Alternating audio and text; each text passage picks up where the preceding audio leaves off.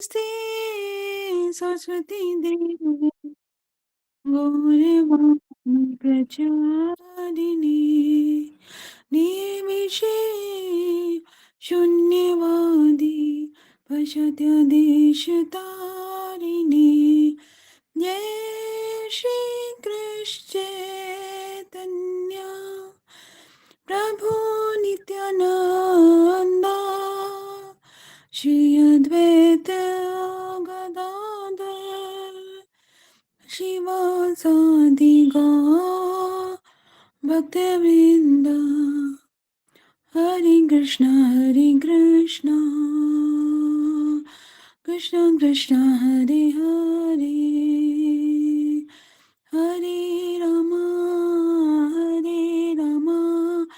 राम राम हरे हरे हरे कृष्ण कृष्ण कृष्ण हरे हरे हरे राम राम राम हरे हरे हरे कृष्ण कृष्ण कृष्ण हरे हरे हरे राम राम राम हरे हरे हरे कृष्ण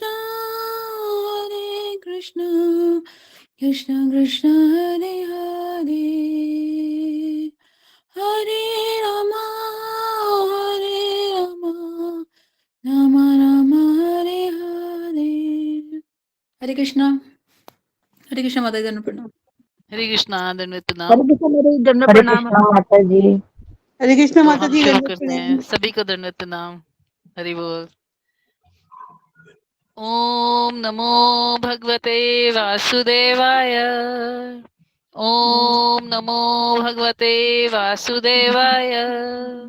ओम नमो भगवते वासुदेवाय। नारायणं नमस्कृत्यं नरं चैव नरोत्तमम् देवीं सरस्वतीं व्यासं ततो जयमुदीरयेत्।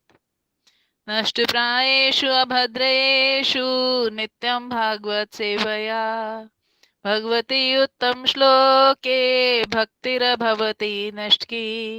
ग्रंथराज श्रीमद् भागवतम की जय। शिल प्रभुपाद की जय। गुरु महाराज की जय। आप सभी भक्त वृंद की जय। हरे कृष्णा। तो हम कर रहे हैं स्कंद 1 अध्याय 1 श्लोक संख्या 9 से आज हम करेंगे।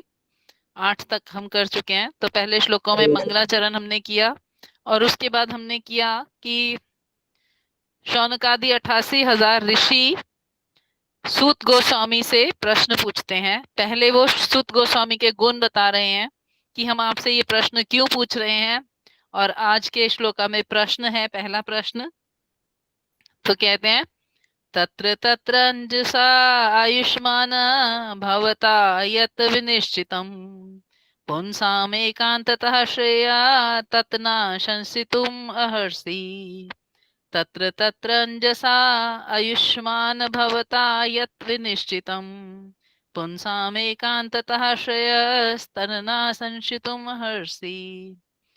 अतएव यानी क्योंकि आपने सब कुछ सीखा है इसलिए आप हमें बताइए। अतएव दीर्घायु की कृपा प्राप्त आप सरलता से समझ आने वाली विधि से हमें समझाइए कि आपने जन साधारण के समग्र एवं परम कल्याण के लिए क्या निश्चित किया है। तो श्रील प्रभुपाद तात्पर्य में कहते हैं भगवत गीता में आचार्य की पूजा की संस्तुति की गई है। आचार्य तथा गोस्वामी निरंतर जन साधारण के कल्याण विशेष रूप से उनके आध्यात्मिक कल्याण के विचारों में लीन रहते हैं। तो ये हम प्रभुपाद को पकड़ेंगे यहाँ से। कौन सा कल्याण, एक व्यक्ति का कौन सा कल्याण सबसे महत्वपूर्ण है। जैसे यहाँ पे कहा गया है कौन सा कल्याण है, आध्यात्मिक कल्याण। बिना आध्यात्मिक कल्याण के जीव की कोई गति नहीं हो सकती। तो यहाँ आध्यात्मिक कल्याण कैसे होगा जनसाधारण का, हे आचार्य सुत गोस्वामी, आप कैसे सोचते हो, वो आप हमें बताइए। तो एक जीव की जिज्ञासा होनी चाहिए कि मेरा कल्याण कैसे होगा। यहाँ की एक जो वेदांत का प्रथम सूत्र है, अर्थातो ब्रह्म जिज्ञासा, ब्रह्म की जिज्ञासा करो तभी तुम्हारा कार्य सिद्ध होगा। तो सबसे पहली बात है जिज्ञासा, और उत्तम व्यक्ति से जिज्ञासा। जिज्ञासा किससे करनी है, क्वेश्चन किससे पूछना है, ये हमें पता होना चाहिए। और यहाँ पे श्रील प्रभुपाद कहते हैं भौतिक कल्याण स्वतः हो जाता है। यदि किसी का आध्यात्मिक कल्याण हो जाए तो उसकी भौतिकता अपने आप ही सुधर जाती है। तो ये सबसे सुंदर बात है कि आचार्य क्या करते हैं, जीव के भौतिक कल्याण की विधि जीव को बता देते हैं, है ना। तो जीव को कल्याण क्यों करवाना है, या हम कौन सी कैटेगरी के जीव हैं, क्या हम अपना कल्याण स्वतः नहीं कर सकते? जो हम दूसरे से पूछ रहे हैं, आचार्य से पूछ रहे हैं, जैसे कोई व्यक्ति कहता है, कोई जैसे यंग बच्चे होते हैं, वो अपनी मदर्स को क्या बोलते हैं, हमें पता है हमें क्या करना है। इसी प्रकार हम जीव भी क्या सोचते हैं, हमें पता है हमें क्या करना है। परंतु यहाँ शास्त्र कहता है नहीं, हमें आचार्य से पूछना चाहिए। तो सबसे पहली ये बात कि आचार्य से पूछना बहुत महत्वपूर्ण है। यदि हम पूछेंगे नहीं तो हमें ज्ञात होगा नहीं। क्यों? क्योंकि हम अपनी बुद्धि से निश्चित नहीं कर सकते।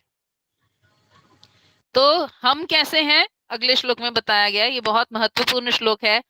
कहते हैं श्लोक संख्या 10, प्रायेण अल्पायुषः सभ्ये कलावस्मिन् युगे जनः मंद सुमंद मतयो मंद भाग्या ही उपधृता। हे विद्वान, कली के इस लोह युग में लोगों की आयु न्यून है, वे झगड़ालू, आलसी, पथभ्रष्ट, अभागे होते हैं तथा साथ ही साथ सदैव विचलित रहते हैं। तो ये जो गुण बताए गए हैं ना कलयुग के, कलयुग में मनुष्य कैसा होगा, इससे हमें पता चलता है कि हम अपना आध्यात्मिक कल्याण निश्चित नहीं कर सकते। आप यदि देखेंगे तो धीरे धीरे हमें ये गुण दिखाई देने शुरू हो जाएंगे। अभी हमें बहुत सारी चीजें बहुत अच्छी लगती हैं, परंतु जब शास्त्र की दृष्टि से देखेंगे तो कहते हैं प्रायेण अल्प आयुष, आयु क्या है, न्यून है। सोचिए, कल सतयुग के जो मनुष्य होते थे उनकी आयु थी 1,00,000 वर्ष। अगर उन्होंने 20-25 वर्ष भोग भी किया, 1000 वर्ष भोग भी किया, तब भी तपस्या के लिए कितना बचा है ना। और फिर सत्य त्रेता आया, तो त्रेता में आयु है 10,000 वर्ष। 1,00,000 से घट के कितनी हो गई, 10,000 वर्ष, एक जीरो चला गया। तो 1000 वर्ष भी, सॉरी 10,000 वर्ष, तो 10,000 वर्ष में भी वो क्या कर सकते थे, तपस्या कर सकते थे, यज्ञ कर सकते थे। अगर कोई यज्ञ करता भगवान विष्णु की प्रसन्नता के लिए, भगवान प्रकट होकर उनको आशीर्वाद देते थे और उनका कल्याण हो जाता था। फिर आया द्वापर, द्वापर में आयु रह गई 1,000 वर्ष। तो 1,000 वर्ष में यदि कोई भक्ति करना चाहता है तो उसके पास पर्याप्त समय होता था। अब कलयुग में आयु कितनी रह गई, 100 वर्ष। और 100 वर्ष में भी क्या हो गया, इससे भी न्यून रहेगी। आप देखिए, यदा कदा ही हमें कभी श्रवण में आता है कि कोई व्यक्ति 100 इयर्स का होके गया, नहीं तो नॉर्मली क्या होता है, जैसे जैसे कलयुग बढ़ता जाएगा आयु कम होती जाएगी, होती जाएगी, होती जाएगी। सोचिए, अभी जैसे कलयुग को केवल 5,000 वर्ष हुए हैं, परंतु आयु जो है वो 70-80 तक आ चुकी है। एवरेज आयु जो है इससे ज्यादा नहीं होती लोगों की। 70 हो जाए, 75 हो जाए तो लोग बोलते हैं अच्छी आयु थी, ठीक गया। तो इसका मतलब क्या है, अल्प आयु है। अब आप सोचिए 70 वर्ष में आप क्या कर सकते हैं, और उसमें भी 50 तो अज्ञानता में ही निकल जाते हैं। पहले बचपन खेल कूद में गया, फिर बच्चों को पालने में गया। अब जब बच्चे अपना सेटल हो गए तब हमने सोचा कि हमने अपने लिए भी कुछ करना था, तब तक शरीर साथ नहीं दे रहा। तो ये इसको कहा गया प्रायेण अल्प आयुष, यानी भक्ति करने की आयु तो बहुत ही कम है। और उसमें भी हमारी अज्ञानता के साथ साथ हम क्या हो जाते हैं, यहाँ पे बताया झगड़ालू। कली, कली का अर्थ है कलह, कलह मतलब झगड़ा होगा। यदि हम किसी के साथ नहीं झगड़ेंगे, कोई हमारे साथ झगड़ेगा नहीं, तो दो लोग झगड़ रहे होंगे आपस में और हमारा ध्यान उधर खिंच जाएगा बार बार। कभी उनकी सुलह करा दो, कभी उनके एक तरफ वो कर दो, कभी कुछ कर दो, तो हमारा ध्यान किस में जाएगा, कलह में रहेगा, क्योंकि ये कलयुग का गुण है, कली का गुण है कलह, झगड़ा होगा ही होगा। तो हमें अपने आप को झगड़े से इम्यून करना है कि कोई लोग झगड़ रहे हो तो उसमें बीच में कूदना नहीं है। और क्या, कलयुग का मनुष्य आलसी होगा, आलसी। आलसी क्यों होगा? क्योंकि कलयुग में तमोगुण की प्रधानता होगी। बाकी युगों में क्या होता था? सत्व, शुद्ध सत्व होता था, सत्व होता था, रजोगुण होता था, परंतु कलयुग में क्या है? तमोगुण की प्रधानता है। तो तमोगुण के कारण लोग कैसे होते हैं? आलसी होते हैं। सो के उठने का मन नहीं करेगा, ब्रह्म मुहूर्त में जगेंगे नहीं, कार्य टाइम पर नहीं करेंगे, बहाने बनाएंगे। एक तमोगुण का बहुत सुंदर गुण बताया गया, दीर्घ सूत्री। दीर्घ सूत्री यानी वो लोग कहेंगे हाँ मैं कर लूंगा, जब भी किसी को कोई कार्य दिया जाएगा तो बोलेगा हाँ करेंगे, कल कर लेंगे, परसों कर लेंगे, हो जाएगा, आप चिंता मत करो। तो करते करते करते करते वो कुछ समय निकाल देगा। तो ये कलयुग का गुण है। तो इसी वजह से लोग क्या है? आलसी हैं, क्योंकि तमोगुण में रहते हैं। तो यदि हम लगा के देखेंगे, हमें भी कितनी बार आलस्य रहता है शरीर में। और उसके अगले गुण को बताया गया, पथ भ्रष्ट होना। पथ क्या होता है? रास्ता, है ना? नॉर्मल हिंदी में जब हम बोलते हैं पथ यानी रास्ता, तो एक्चुअल पथ क्या है? मनुष्य शरीर जब मिला तो पथ है कि हम आध्यात्मिक उन्नति करें। और कलयुग में मनुष्य क्या होता है? पथ भ्रष्ट हो जाता है, यानी उस रास्ते पर चलेगा ही नहीं, किसी और रास्ते पर चलेगा। जो पथ है, जो रास्ता उसको दिया गया है, वो उसको प्रिय नहीं लग रहा। उसके अगला गुण है अभागे। एक्चुअली भाग्य क्या है और अभागा होना क्या है? यदि हम, यहाँ शब्द है मंद भाग्य, पहले बताया गया था सुमंद मतया। सुमंद मतया यानी पथभ्रष्ट। गुरु महाराज बोलते हैं मंद का मतलब धीमा, स्लो, है ना? और सु मतलब एक्स्ट्रा ऑर्डिनरी स्लो। तो किसी व्यक्ति की बुद्धि जो है वो कार्य ही ना करे तो हम उसको कहते हैं एक्स्ट्रा ऑर्डिनरी स्लो है। कलयुग में मनुष्य की बुद्धि ऐसी होगी। डॉक्टर्स कहते हैं कि साइंटिस्ट के अनुसार मनुष्य अपने ब्रेन का, दिमाग का केवल 8 से 10% हिस्सा ही इस्तेमाल करता है। अगर पूरी रिसर्च करी जाए, आप सोचिए हमारे पास कितना कुछ है मेमोराइज करने के लिए, पर हम करते नहीं है। और जब हम प्रयास करते हैं तो धीरे धीरे याद होना शुरू हो जाता है। मुझे याद है पहली बार जब जय श्री कृष्ण चैतन्य प्रभु नित्यानंद श्री अद्वैत गदाधर श्रीवास आदि गौर भक्त वृंद मंत्र सुना था, तो मुझे लगा इतना लंबा मंत्र कौन याद करेगा। परंतु फिर धीरे धीरे धीरे धीरे लगा ये तो कोई बात ही नहीं है। फिर गुरु महाराज ने बोला भगवत गीता के श्लोका याद करो, भागवतम के श्लोका याद करो। फिर प्रयास करना शुरू किया तो धीरे धीरे कुछ कुछ कुछ कुछ दिमाग में अटकना शुरू हो गया। तो इसका मतलब हम अपनी बुद्धि का इस्तेमाल नहीं कर रहे थे, हम अपने ब्रेन का, दिमाग का इस्तेमाल नहीं कर रहे थे। जो चीजें नॉर्मली हो रही हैं बस वही चल रही हैं। तो सुमंद मतयो और मंद भाग्य। भाग्य क्या होता है? जो चीज आपके पास है आप उसको प्रॉपर यूज करो, उसका अच्छा इफेक्ट आपके पास आए। तो मनुष्य क्या करता है? जो चीज है उसका यूज नहीं कर रहा, जो नहीं है उसके पीछे भागता जा रहा है। मुझे ये मिल जाता तो अच्छा था, ये मिल जाता तो अच्छा था, ये मिल जाता तो अच्छा था। तो इसका मतलब जो है वो अच्छा नहीं लग रहा। तो मंद भाग्य और उपद्रिता। उपद्रिता यानी विचलित रहता है। ये सबसे खराब गुण है, विचलित होना। जो भी है हमारे पास वो हमें नहीं चाहिए। अब देखिए हमारे पास जो भी है हम चाहते हैं दूसरी चीज हो। अगर किसी के पास मारुति गाड़ी है तो कहेगा होंडा सिटी होती तो अच्छा होता, या मर्सिडीज होती तो अच्छा होता, या ये और अच्छी होती तो अच्छा होता। परंतु जिसके पास गाड़ी नहीं है वो सबसे नीचे के मॉडल में भी सेटिस्फाई हो जाएगा कि यही होती तो चल जाता। और जिसके पास साइकिल भी नहीं है वो साइकिल के लिए प्रयास कर रहा है। यानी सेटिस्फेक्शन कहीं भी नहीं है। हम हमेशा विचलित रहते हैं, किस लिए? जो नहीं है उसको प्राप्त करने के लिए। तो ये सबसे बड़ा अवगुण है कलयुग के मनुष्य का, कि वो सदैव विचलित रहता है। और विचलित केवल भौतिकता के लिए रहता है, उसको कभी भी ये अनुभव नहीं आता कि मुझे आध्यात्मिकता में जाना है। यदि हम किसी को कोई आध्यात्मिक बात बताने लगते हैं तो क्या कहता है? अभी समय नहीं है, बाद में सुनेंगे, कोई बात नहीं, अभी तो हमारे पास बहुत टाइम है, हम धीरे धीरे पकड़ लेंगे। अरे तुम अल्लाह करो, करेंगे, कोई बात नहीं, आज आज कल कल कल परसों, तो करते करते करते करते क्या हुआ, समय निकल गया। तो ये है उपद्रता, यानी विचलित रहते हैं।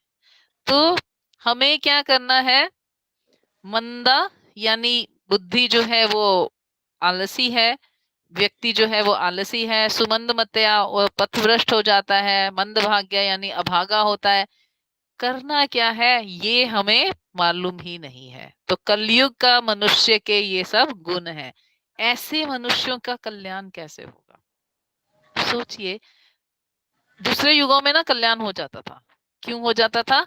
क्योंकि लोग कैसे थे, सत्वगुणी थे, रजोगुणी थे, भगवान की भक्ति करना चाहते थे, ज्ञानी थे, अनुभवी थे। परंतु कल युग में तो सब कुछ खो गया। तो ऐसे लोगों का कल्याण कैसे होगा, ये जिज्ञासा है मुनियों की। हमने किया था कि 88,000 ऋषि 1,000 वर्ष के लिए यज्ञ कर रहे हैं ताकि कलयुग का प्रभाव कम हो। परंतु उनके देखते देखते कलयुग जो है वो प्रवेश कर गया, और कलयुग प्रवेश करने के बाद उनका यज्ञ जो चल रहा है, उसके बाद सूत गोस्वामी उनके पास आए हैं, तब वो उनसे प्रश्न पूछ रहे हैं। यानी यज्ञ करते उनको कम से कम 800-900 वर्ष हो गए हैं, है ना। द्वापर चला गया, कली प्रवेश कर गया, कली के गुण उनको दिखाई देने लग गए। अब वो कहते हैं इनका कल्याण कैसे होगा। तो ऋषि हमारे समाज के कल्याण के लिए, जीवात्माओं के कल्याण के लिए सदैव चिंतित रहते हैं।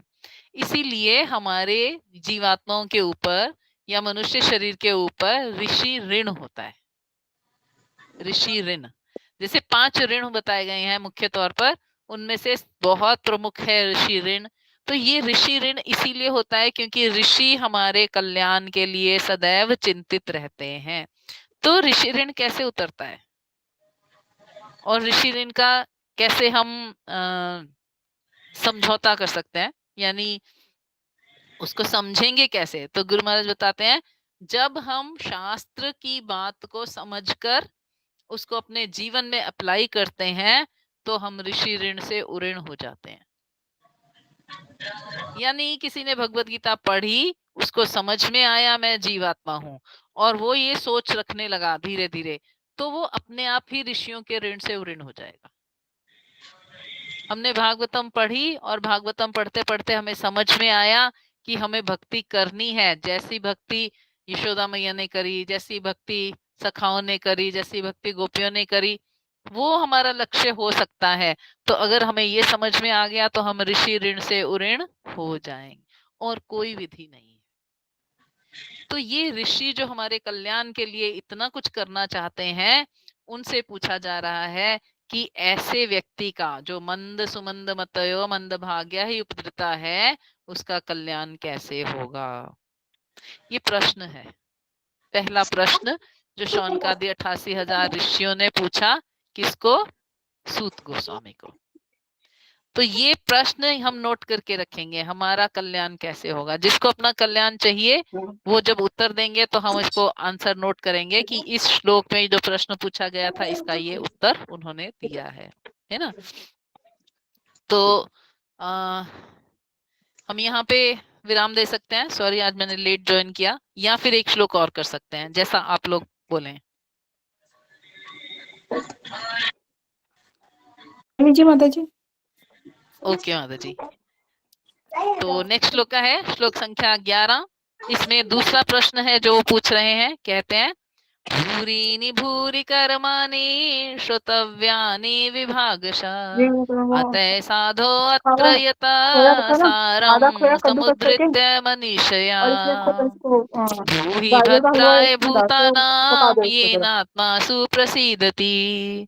शास्त्रों के अनेक विभाग हैं और उन सब में अनेक नियमित कर्मों का उल्लेख है, जिनके विभिन्न प्रभागों को वर्षों तक अध्ययन करके ही सीखा जा सकता है। अतः हे साधु, कृपया आप इन समस्त शास्त्रों का सार चुनकर समस्त जीवात्माओं के कल्याण के लिए समझाएं, जिससे उस उपदेश से उनके हृदय पूरी तरह तुष्ट हो जाएं। तो सेकंड प्रश्न क्या है, क्या चाहते हैं वो, क्या जानना चाहते हैं, शास्त्रों का सार क्या है। आपको पता है हमने पहले भी किया था, निगम कल्प तरोर गलितम फलम। भागवतम क्या है, सभी शास्त्रों का सार है ना।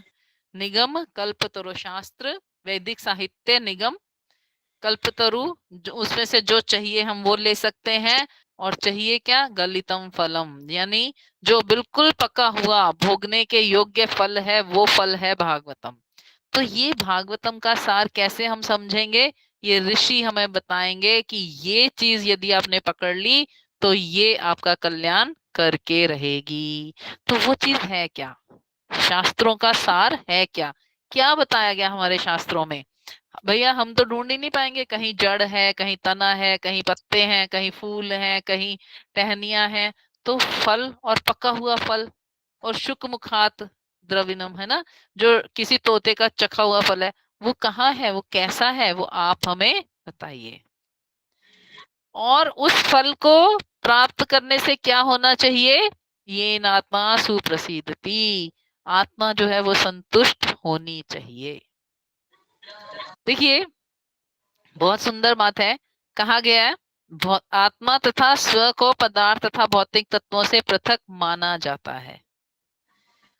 मानते तो हैं कि अलग अलग है, परंतु प्रैक्टिस नहीं कर पाते, है ना, प्रैक्टिस नहीं कर पाते। यानी हमें ये मालूम नहीं चलता कि हम आत्मा है तो हमें आत्मा के तौर पे क्या करना है, और यदि हम आत्मा नहीं है, शरीर है, तो हमें क्या करना है। यानी यदि हम शरीर नहीं है, आत्मा है, तो क्या करना है, और यदि आत्मा है तो क्या करना है। तो ये कंफ्यूजन हमें हमेशा रहती है। तो उसको हम कैसे दूर करें, हमें शास्त्र का प्रमाण चाहिए। शास्त्र से क्या चाहिए, प्रमाण। प्रमाण बहुत तरह के होते हैं, कुछ अनुमान होता है, कुछ हमने देखा है, कुछ हमने सुना है, कुछ हमने समझा है, कोई कोई हम अनुभव से कह देते हैं। परंतु सबसे उत्तम प्रमाण क्या है, साधु, शास्त्र और गुरु। जब ये तीनों एक ही बात कहते हैं तो उसे कहा गया सर्वोत्तम प्रमाण, है ना। तो यदि हम शास्त्र की बात समझें तो शास्त्र को पढ़ना तो बहुत ही मुश्किल कार्य है। सोचो क्या हम भगवत गीता समझ पाते हैं। अभी कल हम किसी प्रभु जी से मिले, उनको मैंने बोला कि आप भगवत गीता पढ़िए, तो बोलते हैं मैंने प्रभुपाद का भगवत गीता पढ़ा है पर मुझे हिंदी समझ नहीं आया। और मैंने स्वयं गुरु महाराज को ये बात बोली थी आज से 20 साल पहले, जब महाराज ने मुझे बोला भगवत गीता पढ़ो, तो मैंने बोला महाराज मैंने पढ़ा है, 3-4 बार पढ़ लिया, कुछ समझ में नहीं आया। तो महाराज ने मुझे बोला एक बार और पढ़ो, अब इसको उल्टा पढ़ो, पहले पीछे का अध्याय पढ़ो, 18वां अध्याय पढ़ो, उल्टा श्लोका पढ़ो। हाँ, जब श्लोका पढ़ोगी तो उसमें से क्या निकलेगा वो नोट करना, कौन सा प्रश्न है जिसका उत्तर भगवत गीता में दिया गया है, तो उसका इफेक्ट अलग था। यानी जब हम गुरु आज्ञा से शास्त्र पढ़ते हैं तो वो शास्त्र गुरु की कृपा से प्रमाणित होते हैं, प्रकट होते हैं, परंतु जब हम अपना मनमाना करते हैं तो शास्त्र प्रकट नहीं होता। इसीलिए गुरु और साधु क्या है, 12 महाजन हैं जो साधु हैं, और उनकी आपसी वार्ता को ही शास्त्र का रूप दिया गया है। जैसे एक महाजन है सुखदेव गोस्वामी, है ना, व्यासकी बोला गया उनको। एक महाजन है यमराज, बलि महाराज, शिवजी महाजन है, 4 कुमार महाजन है, ब्रह्मा जी महाजन है, जनक महाराज, प्रहलाद महाराज, भीष्म देव, ये सब महाजन है। तो 12 महाजन है, अगले श्लोकों में आएगा उनके नाम और का लिस्ट। तो ये 12 महाजन जो है इनको साधु कहा गया है, महान जन, यानी भगवान का ज्ञान इनके हृदय में सदैव प्रकट रहा। तो इनकी वार्ता जो है ना वही शास्त्र है, इन्होंने जो निश्चित किया है वही शास्त्र है। तो इसलिए शास्त्र, साधु, गुरु, जब तीनों एक ही चीज को प्रमाणित करते हैं तो हमें उसे पकड़ लेना चाहिए। जैसे अगर हम देखें, साधु कहते हैं नाम, है ना, हरेर नाम ही एव केवलम। शास्त्र भी कहता है नाम, कलयुग केवल नाम आधारा, सुमिर सुमिर नर उतर ही पारा। और गुरु महाराज भी यही कहते हैं। तो हमारी परंपरा में क्या कहा गया है? नाम नामकारी बहुधा निज सर्व शक्ति तत्र अर्पिता। नाम में इतनी शक्ति है कि हमारा उसी से कल्याण हो जाएगा। तो साधु शास्त्र गुरु ने क्या कहा? कलयुग केवल नाम से ही पार हो सकता है। तो ये बात प्रमाणित है। अगर किसी ने नाम का आश्रय लिया, वो अवश्य ही इस कलयुग को पार कर जाएगा। कोई दो राय नहीं है, कोई इस बात को टस से मस नहीं कर सकता, है ना। तो इस तरह उन्होंने क्या बोला? दूसरा प्रश्न क्या है? आप हमें सारे यत सारम यानी सारे वेदों का, सारे शास्त्रों का निचोड़ बताइए। हमारे पास इतना समय और इतनी बुद्धि नहीं है कि हम उन शास्त्रों को पढ़ें, फिर उनके कर्मों का उल्लेख समझें और फिर उनकी डिवीजन जो है वो करें, उसमें से सार निकालें और फिर उस प्रैक्टिस को चालू करें। तो हमें क्या करना है? हमें उसका सार जानना है। क्या सार है? तो श्रीमद् भागवतम क्या है? सार है ना। सारे शास्त्रों का वैदिक निगम कल्पतरोर, निगम नहीं है ना। चला कुछ तो भी। सारे वैदिक शास्त्रों का सार है भागवतम। तो कैसे हम इसको गारंटी लेंगे? ये पूछा जा रहा है, मुनियों द्वारा पूछा जा रहा है कि आप हमें सार बताइए, जिससे क्या हो जाए? हमारी आत्मा संतुष्ट हो जाए, प्रसन्न हो जाए। क्योंकि जब तक आत्मा प्रसन्न नहीं होगी, तब तक हम उस सार को अनुभव नहीं कर सकते। किसी भी चीज को अनुभव करने के लिए हमें किस चीज की आवश्यकता है? उसके उससे अपनापन होने की आवश्यकता है। उससे हमें प्रसन्नता होनी चाहिए, संतुष्टि होनी चाहिए, तब हमें वो चीज समझ में आती है। तो यहाँ बहुत सुंदर बात कही गई है। अतः साधो अत्र यत सारम। यत सारम मतलब सारे जितने भी वैदिक हमारे स्रोत हैं, वैदिक शास्त्र हैं, उन सब का सार हमें चाहिए।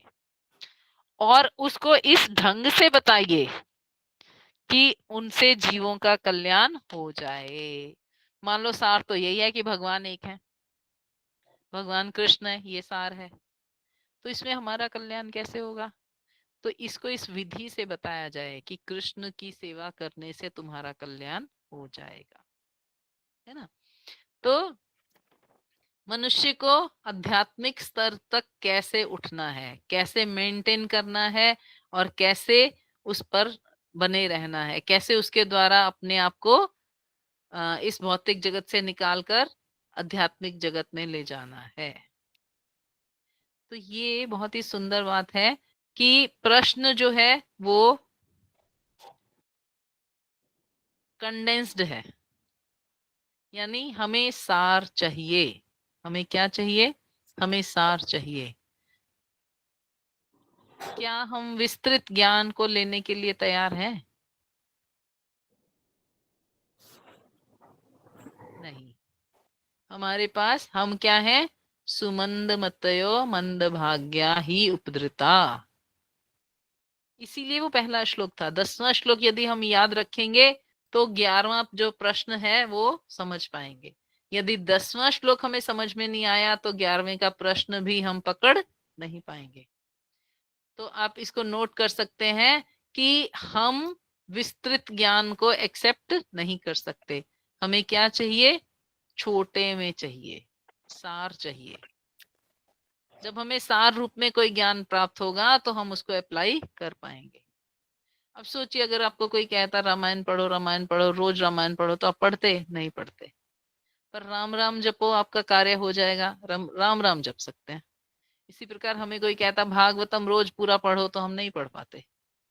हमारे जो इस्कॉन के सबसे सुंदर महाराज हैं, जिनको हम भागवत आचार्य कहते हैं, वो एक बार बैठे थे कुछ भक्तों के साथ। उनके शिष्य भी थे, कुछ और भक्त भी थे। तो वो अपने शिष्यों को पूछते हैं कि क्या तुमने भागवतम पढ़ा है? वो बोलते हैं हाँ पढ़े हैं महाराज। तो बोलते हैं अच्छा, कितनी बार पढ़े हैं? पढ़ रहे हैं महाराज अभी तो। उन्होंने बोला कितना पढ़ते हो हर रोज? तो उन्होंने बोला महाराज मैं 1 घंटा रोज पढ़ता हूँ भागवतम, 1 घंटा, देखो कितना अच्छा समय मैं देता हूँ भागवतम को। महाराज सोच में पड़ गए और फिर बोलते हैं तुम्हारा 1 घंटे में हो जाता है, तुम संतुष्ट हो जाते हो 1 घंटे में, हम तो 12 घंटा पढ़ते हैं, संतुष्ट नहीं होते। भागवतम को 12 घंटे पढ़ते हैं फिर भी संतुष्ट नहीं होते। तो यहाँ शब्द है येन आत्मा सुप्रसिद्धति, हमारी आत्मा को संतुष्टि होनी चाहिए। आप वो वाला सार बताओ जिससे हमारी संतुष्टि हो जाए।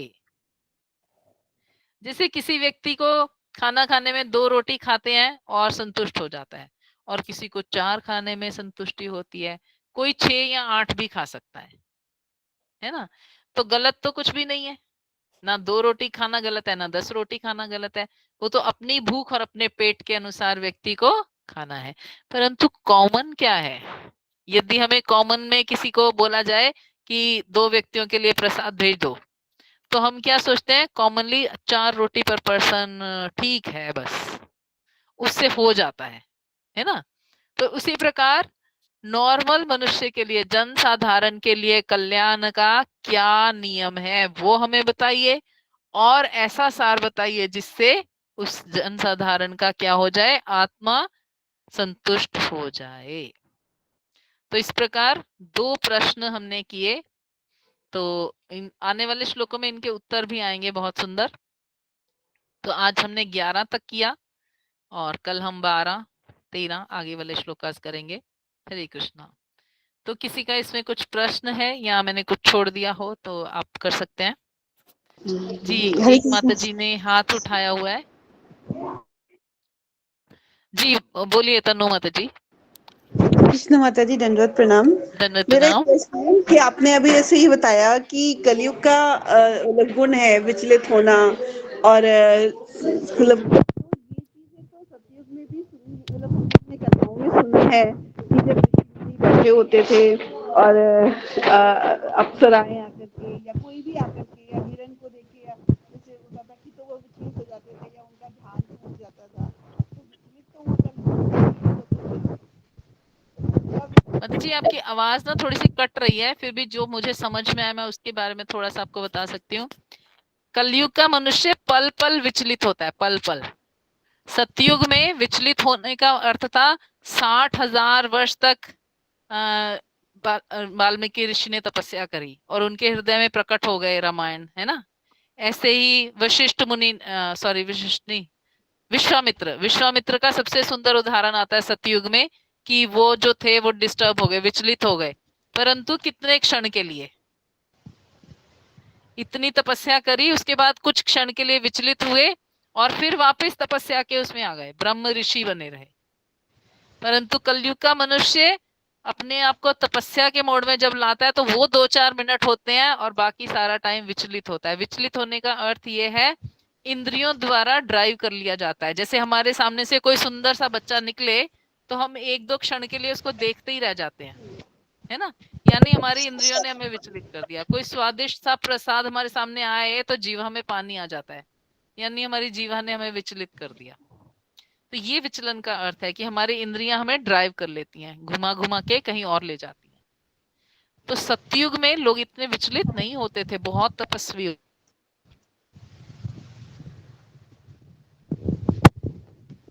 था। माता जी आपका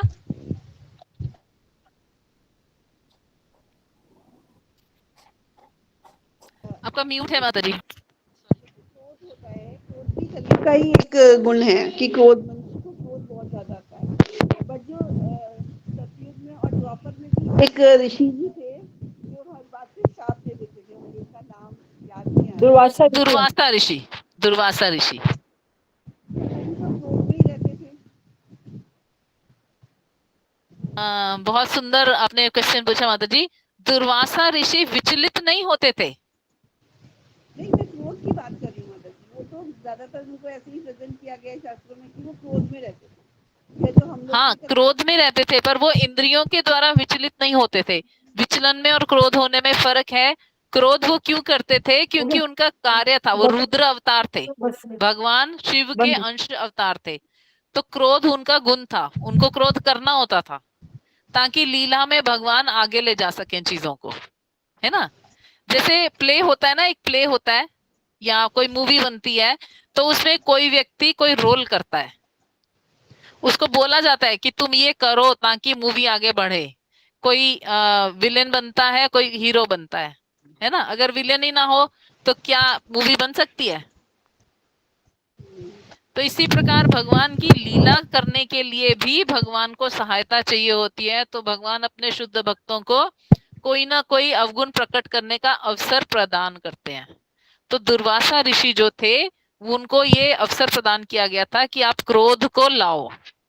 क्रोधवश वो किसी किसी को कोई बात कह देते थे और फिर उससे लीला आगे बढ़ जाती थी, है ना। तो हमारी दृष्टि ऐसी होती है कि हम उस चीज को श्राप देखते हैं, पर अगर आप देखोगे तो लीला में सहायक होती थी चीजें। जैसे अम्बरीश महाराज को उन्होंने श्राप दिया और कि मैं कृत्य को उत्पन्न करता हूं कि तुम्हें वो कृत्य मार देगी, परंतु ओरिजिनली उस कथा का जो सार है वो क्या है? भगवान भक्त की महिमा बताना चाहते हैं। भगवान कहते हैं अहम भक्त प्राधीनो ही, मैं भक्त के अधीन हूं, दुर्वासा मैं तुम्हारी रक्षा नहीं कर सकता। क्या भगवान नहीं कर सकते थे रक्षा? कर सकते थे, परंतु दुर्वासा भी भगवान के अवतार हैं, वो स्वयं भी अपनी रक्षा कर सकते थे, परंतु भक्त की महिमा को दिखाने के लिए दुर्वासा ऋषि के द्वारा ये करवाया गया। नहीं तो हमें अम्बरीश महाराज की महिमा कैसे पता चलती? हमें कैसे पता चलता कि सुदर्शन उनकी सुरक्षा में सदैव रहता था, है ना। तो ये तो विचलित होना जो है वो है ड्राइव होना, अपने कार्य को छोड़ के दूसरे कार्य में लग जाना। और वो दुर्वासा ऋषि तो अपना ही कार्य कर रहे थे, उनको ये कार्य दिया गया था कि क्रोध करो और इस चीज को। और क्रोध करने से एक और बहुत सुंदर चीज आती है, जब भी दुर्वासा ऋषि ने किसी के ऊपर क्रोध किया, उसके बाद वो चले गए हिमालय और जाके तपस्या की। तो यानी कि जितना आपके जीवन में तप है वो क्रोध करने से नष्ट हो जाता है। ये दुर्वासा ऋषि से हमें शिक्षा मिलती है कि शास्त्र में कहा गया है, भागवतम में ही आगे 9वें स्कंद में आएगा, यदि आप एक क्षण का क्रोध करते हो तो आपने पिछले 100 वर्षों में जितने पुण्य किए हैं वो नष्ट हो सकते हैं, एक क्षण के क्रोध में। आप बताइए हम कितना क्रोध कर लेते हैं। तो दुर्वासा ऋषि जो क्रोध करते थे फिर जाके 100 वर्ष तपस्या करके आते थे, है ना। फिर वो उनके पास एनर्जी इकट्ठी हो जाती थी, फिर वो लीला में सहायता करते थे। ये विचलित होना नहीं है, ये उनकी सेवा थी। ठीक है जी। हरे कृष्णा। माता जी माता क्वेश्चन मेरा भी है। हरे कृष्ण माता जी। जी माता जी बोलिए। माता जी जैसे हम लोग घर में मतलब जैसे समझ लो श्रीमद् भगवत गीता पढ़ते हैं, ठीक है। तो अगर हम लोग जैसे ले जाना भूल जाते हैं कहीं पे, तो अगर हम ऑनलाइन पढ़ लेते हैं तो वो फिर हम घर पे दोबारा आएंगे तो हमें उसको दोबारा पढ़ना पड़ेगा, या हमारा हो गया वो हम उसको छोड़ दें, 2 श्लोक 4 श्लोक जितने भी हो गया माता जी, ऑनलाइन पढ़े या भगवत गीता पढ़े या अपनी बुक से पढ़े, दूसरी बुक से पढ़े, मेन बात तो श्लोकास की थी ना कि हमें वो श्लोक पढ़ने थे। तो इसलिए जिस श्लोका को आप पढ़ के आए हैं उसको बुक में से छोड़ के नेक्स्ट श्लोका पे आ जाएंगे आप। ठीक है माता, थैंक यू जी हरे कृष्णा। हरे कृष्ण माता। तो हम यहाँ विराम देते हैं। चंद्रकांता माता जी, आपका कुछ प्रश्न है? आपने हैंड रेज किया हुआ है।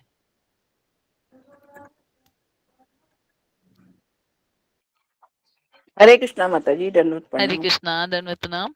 हाँ माता जी, मैं भी यही पूछ रही थी कि जैसे हम भागवतम पढ़ते तो है, 1-2 श्लोक पढ़े या फिर कहते चलो कल और पढ़ेंगे, तो माता जी हमें पूरा ही चैप्टर पढ़ना चाहिए या ऐसे चल जाएगा?